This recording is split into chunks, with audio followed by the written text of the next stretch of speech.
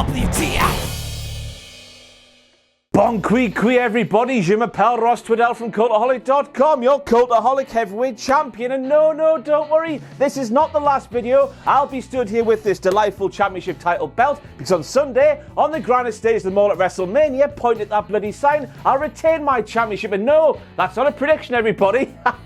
That's a spoiler. But as for last night's SmackDown Live, which of course was the go-home show for WrestleMania, the last stop on the road to WrestleMania, beep beep everybody, you couldn't have got a more go-home feeling show than the go-home show we got last night. It was just so formulaic, quite boring, apart from the final bit where Kofi Kingston proves he knows what he's doing with a microphone in his hand. And so did Daniel Bryan too, but Kofi was better, so there. So we kick things off with Randy Orton, who believes his resume in WWE far supersedes anything AJ Styles has done in WWE, or before AJ Styles was in WWE. Now, of course, I'm all for heels being liars and delusional and thinking they're better than they actually are, like that knobhead we all knew at school. Thank God that knobhead is no longer in our lives, am I right? But in this instance, Alan has science on his side, which is really weird when you consider Alan thinks there's a possibility that the Earth might actually be flat. As we all know, Alan James Cuthbert Styles held the WWE Championship for 371 days, which makes him the 8th longest reigning WWE Champion in the company's history, something that Randy Orton cannot say he's done. And he did all of that while having the most luxurious head of hair in WWE history, which needs to be applauded, Alan, because you're worth it. Yes, Ross, but how many people have inadvertently touched the willy of AJ Styles by shaking his hand while it's covered in cock juice? I'm a snake. Fair point, well made, Randall. Let's move on. Fire, burn, ready to ignite. Alan James Cuthbert Styles dropping massive bombs on Randy Orton's sorry ass by claiming that while Alan was doing the graps in high school gyms, Randy Orton was in WWE getting suspended for failing drugs tests. Oh, it's real, it's true. Now I tell you what, that's one hell of a heavy line that should make you at home be all like. But as the world was just processing what they just heard from the mouth of Alan James Cuthbert Styles, in swooped dun dun dun dun dun dun dun dun dun, who decided to focus on the following individual who was all like. So massive bomb of the line, not the toot now, WTF moment, Kevin Dunn zooming in on a man who presumably didn't hear what Alan James Cuthbert Styles said, also a WTF moment. Now I really hope that Kofi Kingston read that contract he had in his hands, because it said the following blah blah blah blah blah blah blah blah to begin with. WWE Championship title match between WWE superstars Daniel Bryan and Kofi Kingston to take place at WWE's premier pay-per-view event, WrestleMania. To be held in East Rutherford, New Jersey on Sunday, March the 10th, 2019. That's not right. Eagle-eyed Richard Tubman behind the camera has just pointed out to me that March the 10th was the date that Fastlane took place, so if there was a contract signing before then, I can't remember, because I was dying a death with a massive illness. They've just taken that contract, slapped a WrestleMania logo on, and forgot to change the date. WWE, you lazy arseholes. Now I like the way in recent weeks how the commentators have started to call that move there break the wishbone, because while you do the same movement as breaking the wishbone on a turkey or whatever, I like to think they are saying the person on the mat's willy is called the wishbone, and the superstars yanking the legs are breaking their wishbone. A wishbone, of course, because it makes dreams come true. Bone. Alexa, how a man gimmick infringement ting, pal, just because you're the host of WrestleMania 35 and seemingly a retired in-ring competitor? It looks that way, doesn't it? But I don't know if it is. Answer on a postcard, please. That doesn't mean you're exempt from a gimmick infringement ting, pal. Alexa claimed that Becky Lynch, Ronda Rousey and Charlotte Flair are all juvenile delinquents, and I don't know about you, but I reckon Liv Morgan must have choked on the blue toilet water she likes to drink to make her tongue go the colour of blue. Juvenile delinquent, of course, is a phrase that Liv Morgan likes to call herself, despite the fact it's definitely something you shouldn't like somebody calling you.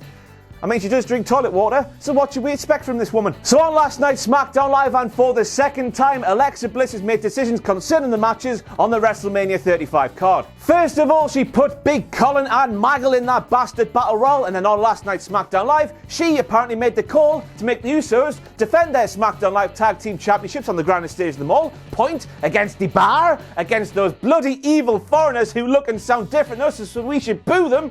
Yeah, America. And Ali and Rick. Why then, if Alexa has all this power, and because she's a dastardly Jezebel that she is she not putting herself in the main event of WrestleMania 35, making that triple threat a fatal four-way? She might still be a wrestler, but nobody can be sure at this stage. It's definitely something that character would do, so why hasn't she done it? Ding dong, Mr. Graves, finally looking somewhat normal instead of sitting there with a living tribute to the iceberg that sunk the Titanic on top of your head. I think it looks cute, pal. Hope you don't delete later. That's what the kids say, isn't it? Go on the kids. So then in the time between this week's Raw ended and this week's SmackDown Live began, Kevin Dunn learned how to spell the word episode. On this week's Raw, he was telling us we should tune into the brand new episode of Miz and Mrs. Now on SmackDown Live, we're back to episodes, and that is progression. For a tit. Who knew Bray Wyatt was such a big Miz fan? Tom, good luck with your future endeavours, pal, because you cannot sit there on SmackDown Live and call Shane McMahon, who is the best professional wrestler in the world today, the self-proclaimed best professional wrestler in the world today. He's got a massive golden trophy with his name on it that also says best wrestler in the world today, which proves beyond a shadow of a doubt he is the best living and breathing professional wrestler in the world today. Okay, just accept it instead of ranting about this thing week after week after week because it makes no sense whatsoever. Who would do that, man? He's just the best, okay? But Tom, I hope you can swim, pal, because when Sweaty Bollocks hears what you said on commentary on last night's SmackDown Live, he's going to be stood over you, breathing heavily with precipitation dripping down all over your sorry arse. God almighty, may that bloke with the bring back the Red Rooster signs winging it, isn't he? I wish that fella there would just cluck off with his sign because I do not want to see the Red Rooster back in WWE today because quite frankly, I reckon he wasn't all that he was cracked up to be. Ha ha! Chickens, roosters, eggs and fun. Whoa, Mizzy Poo, you cannot go around saying that Colonel McSweaty Bollocks is a son of a bitch because Vince McMahon is a bitch because Vince McMahon is not a bitch. He's the pinnacle of man, damn it! A genetic jackhammer! He defeated God and the United States government, for Christ's sake. He should still have health plans for his current superstars, retirement plans for his former superstars, and stop taking that dirty Saudi money, though. But no, Miz, you are wrong here because Shane McMahon, Colonel McSweaty Bollocks, is the brother of a bitch because Stephanie McMahon, Lady Bull, she's the pissing worst. If anything, Shane McMahon, Colonel McSweaty Bollocks is the son of a genetic jackhammer.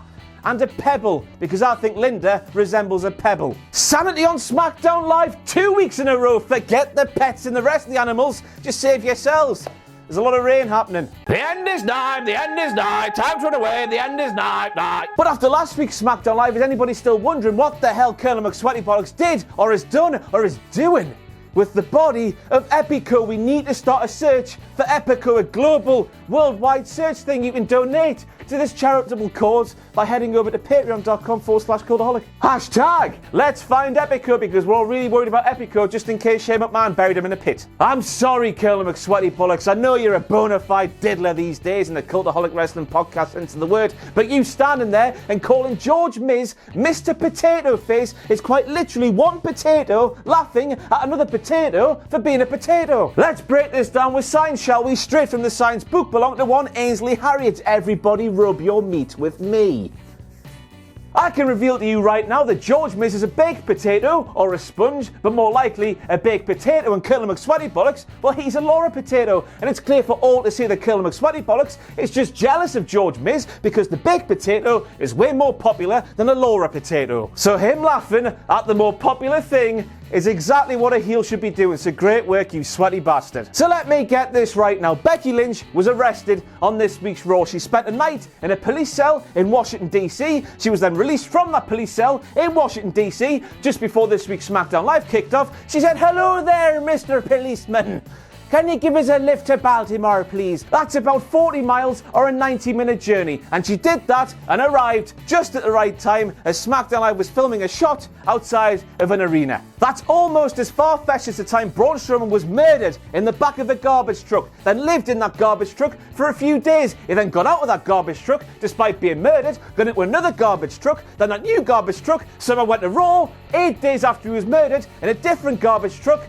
Yes, that's what happened then. Quite the coincidences happen in WWE, don't they? Yes, they do. Now, Kofi Kingston might not have realised, but the new Daniel Bryan certainly did, because right at that moment there, he is shaking his head while reading the contract that claims WrestleMania 35 took place all the way back on the day Fastlane did. He still signed the thing anyway, though, proving he is blind. To the 18-person mixed tag team match we go, which featured a hell of a lot of demonstrations of just how someone could be eliminated in a match with only one pissing rule, adding to the 2 demonstrations we saw on this week's Raw. I wish they would stop with these demonstrations for these matches we've seen time and time again. We know how they piss and work. Thank goodness for these demonstrations, or we all would have been so confused while watching the kickoff show for WrestleMania 35.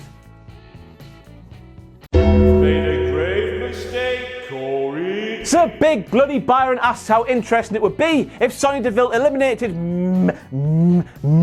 Mandy in that battle royal on Sunday on the WrestleMania kickoff show, and Corey Graves, of all people, replied, "No, not at all. Not interesting at all." This is Corey Graves here talking about Mandy Rose.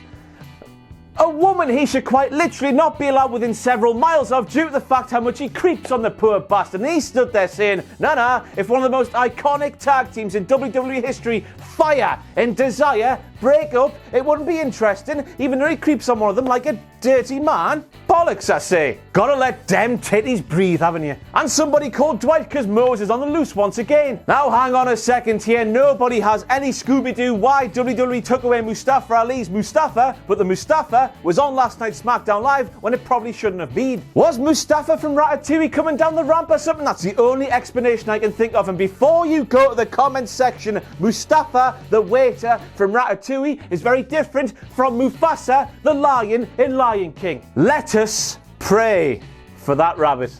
Now, with the poor innocent rabbit dying, now is not the time for any rabbit puns because I just don't think they're bunny. But that sign there, it brings a whole new meaning to the phrase, I've got a hair in my soup. Ha ha! Rabbits, bunnies and fun. Maggle, maggle, maggle, maggle, maggle, maggle, maggle, maggle, maggle, maggle, maggle. I can't believe he's there. This is the one night of the pissing week we're supposed to get a break from Maggle Cole, and he's there. This is what it must be like, rocking up to a house party, off your lips completely, and seeing your own mum and dad necking on in the corner.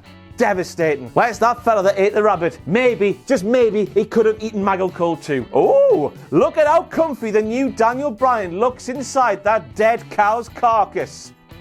We're here. It's the end of the show. This show's called WTF Moments. Let's put my degree of stating the piss and obvious from the Stating the Piss and Obvious University to go to you, shall we? A contract signing, nobody going through a table. Never. And that's it for the WTF Moments from this week's SmackDown Live, the formulaic go-home show for a WWE pay-per-view that it was. So that's great. I'm going to retain this on Sunday, by the way, just in case you didn't know. See you then. Bye. Thanks for watching. Let us know what you think in the comments below. You can follow us on Twitter at Cultaholic. You can find us on Facebook at facebook.com/Cultaholic. And if you enjoy what we do here at Cultaholic, you can play us to our Patreon page, patreon.com/Cultaholic. Hit subscribe and join us.